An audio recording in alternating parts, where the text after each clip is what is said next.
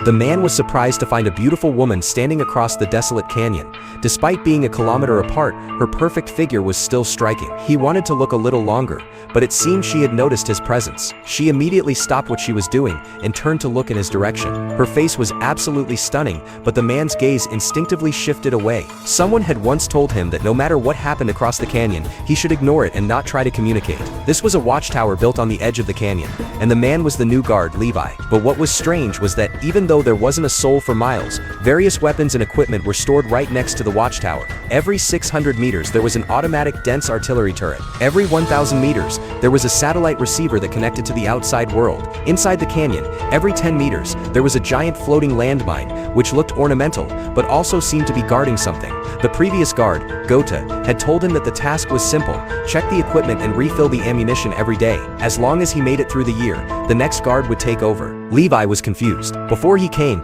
his superiors had told him this was an important mission, and he had been drugged and airdropped into the canyon. But now, he didn't even know what the mission's objective was. Was it to keep people from entering the canyon? No. You need to stop what's in the gorge from coming out.